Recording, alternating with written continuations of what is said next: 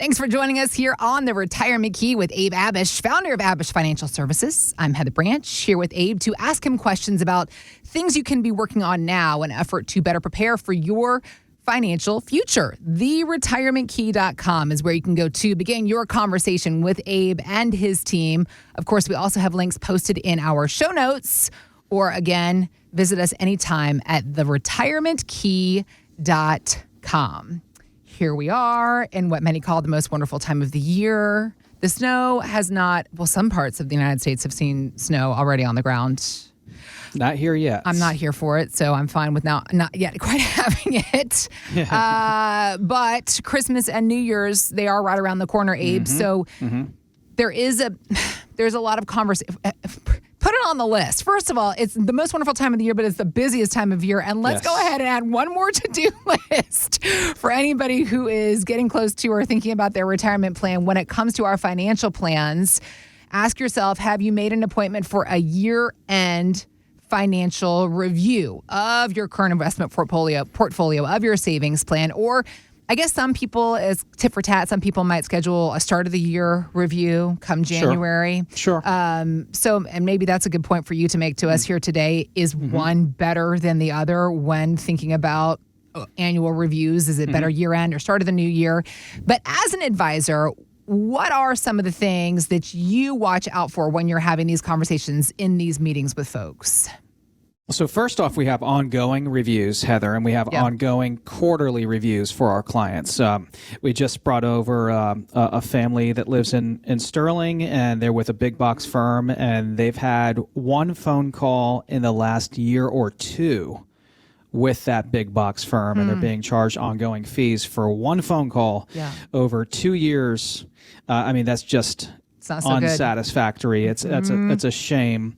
So if you're paying a financial advisor, a retirement planner, a fee, you should be able to speak with them and meet with them frequently, and not weekly, not monthly, but quarterly. We feel is really appropriate, and our clients feel that by being able to speak to us and meet with us 4 times a year, we can really stay on top of things. And there's not a lot that can get away from you if you're speaking and meeting 4 or 5 times a year. That's a lot of planning. I mean, and a lot more planning outside of the investments, where most firms are just managing the investments, right? We're doing tax planning, insurance planning, the estate planning, the comprehensive plan that someone really needs that includes investment management. So in talking about year-end planning, what's important about year-end planning is there are some things that we want to keep in mind. I mean, if you're in the RMD phase, you don't want to miss that RMD. You have until the end of the year to get it out. But a lot of the big custodians like Schwab and Fidelity, you're probably not going to be able to get that RMD processed once Christmas time comes around, right? You want to get that done early to mid-December at the latest. And really, we have emails going out to our clients in September and October reminding them about RMDs. Gifting, you want to get any gifting done before the end of the year. Tax loss harvesting and brokerage accounts is important to take advantage of. Just make sure you're allocated properly. If it's been a while since you've looked at your allocations, you want to make sure they don't get out of whack. The markets have been on a little turnaround and on the up here lately. Not missing out on year-end bonuses from companies. I'll give you an example. We had another client in our office who is moving from company to company, and it's to his advantage to stay with the company through January because that's when the year-end bonus is paid. So early February, he's going to take the new job. Got it. These are little nuances, but they're very important for you to be aware of. Yep. So speaking of year-end planning, we just had a couple call into the show and come into the office from Alexandria, Virginia. They're small business owners. So, our primary demographic and our primary client that we serve is going to be 55 years old and older. A lot of our clients in their 60s, some 70s, that are just about ready to retire or already have retired. So they're in their 60s. They're retiring soon, last maybe 5 years of work. Live in Alexandria. They've already accumulated $2 million in net worth in their business and real estate and assets. And the CPA firm and their existing advisor isn't helping them with things like where they should have their ongoing contributions going into. And so they came on board with us and they're saying, hey, we can save money. We can continue to contribute. What should we contribute in? Should it be a 401k or SEP IRA or just a normal IRA? And after researching all the options for them and figuring out how many employees they have and don't have and things like that, contractors versus employees, we determined that it would be best for them to set up a 401k plan for their company. And, being 50 years old and older, you can put away $30,000 a year. And then if it's your own company, you can determine the match and things like that. Okay. So that was the best situation for them. But we're down to like a month left or less in this year where they need to get this plan and program set up and money in the plan and funded to take advantage of calendar year 2023. Right? Okay. Yeah. So year-end planning is really important for a lot of people, especially small business owners, and all those situations we just talked about. So their biggest problem was they're working with professionals who aren't giving them comprehensive ongoing advice, simple advice at that. Like, where should I contribute my money? Right? Where should I continue to contribute as I'm down to the last 5 years of my working career here? And because of their specific situation, we recommended specific things, which was a 401k plan for them. And that's ultimately why they hired us.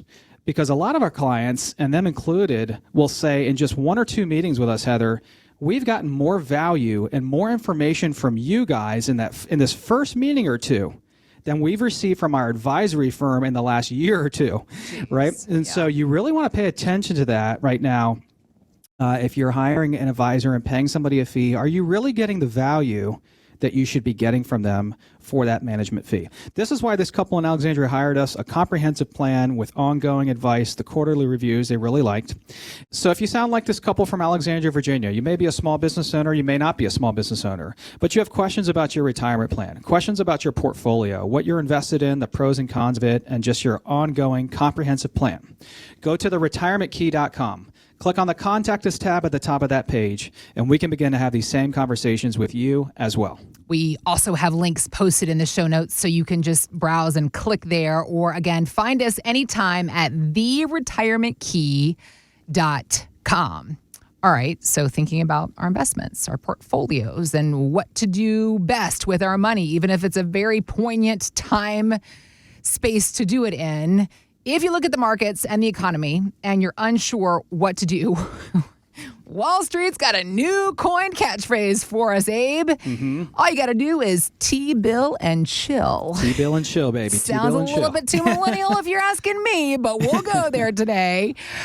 So far this year, over $38 billion has gone into 1 to 3 month T-bills, currently paying 5.25% to 5.5%. Now, in retirement, we do need long and short-term money, but I mean, this is really short-term, and it also feels like it requires a lot of maintenance. Is this something that you guys are having conversations about at Abich Financial? Absolutely. Matter of fact, I just recently wrote an article this phrase just came out, the T-bill and chill little phrase there, and I kind of like it, and you really need to think about that because if you are 55, 60, 65, 70, you're getting close to retirement or you're already there. Making 5%, 5.25%, 5.5% on treasuries, we're not talking about the stock market, we're talking about treasuries right now, which is currently being offered. Short-term government bonds, probably one of the safest instruments we can have money in, is attractive. It's really attractive because if you think about what we might want to earn or are looking to earn on the safest side of our portfolio, that might be in between 3 and 6%, kind of in that range that we would strive for long term, right? And then if you're in the market, in the equity markets, we might strive for 6, 7, 8%, just a reasonable return. That's striving for, right? There are no guarantees in the market. So we have goals we want to hit. We have, returns that we would like to achieve. But perhaps the biggest thing a retiree can accomplish in their nest egg and portfolio is stability. And man, if you talk about stability with having treasuries and safe instruments like that implemented into your nest egg, it can really provide you that added peace of mind, that added comfort as you're making that transition because, it's just a couple years ago we were talking about cash is trash and, cash is dead money and you couldn't make anything in cash and you couldn't. Just 2 or 3 years ago, you were making 0 to 1% and now we can go down to a lot of banks and make 4 or 5%, which is fantastic, and same with treasuries. So We just had a couple call in and come into the show from Haymarket, Virginia, just about a half an hour from our office. And they have 5 years left to retire. They're in their early 60s, a 5 on our risk scale, with about $1.5 million saved, currently working with a phase one advisor. 97% of our industry are phase one advisors, accumulation-based, investment focused. That's not wrong or bad. But if now you're 60, 65, you're thinking about pulling the trigger, and you want to know what your nest egg can create for income. You want to know when to take Social Security. You want to know how to lower and mitigate tax. You want to set up an estate plan, monitor the insurance and all these things. It's much more than just the amount of money you've saved. Right. It's much more than just the rate of return on your investments. And for a lot of our clients, that clicks. It clicks. It makes sense to them. They have this mindset shift where they start realizing, okay, I'm close. I believe I have a good amount of money saved. I believe I have enough money saved. I need to have a different plan. That's a realization this couple had from Haymarket in working with a phase one firm that simply wasn't answering the questions the way they wanted them answered. So we put together a phase two retirement plan, starting with their income covering their expenses in 5 years when they retire. We reduced their risk from a 7 out of 10 to a 5. We incorporated safety and protection on half of their nest egg. Some of those treasuries we just talked about, those T-bills, are allowing them to chill a little bit right now short term, right? And giving them some added peace of mind in this roller coaster of a market we've been in the last 2 years. So if you sound like this couple from Haymarket, Virginia, and you're in your 60s, you're retiring soon, you're looking for a roadmap, you're looking for a direction, you're looking for a phase two retirement plan focused on income and distribution, go to theretirementkey.com, click on the Contact Us tab at the top of the page, and we can begin to have these same very conversations with you as well. We also have links posted in our show notes. So if it's more convenient, you can just go and click on those links and be directed to our site. Or again, find us anytime at theretirementkey.com.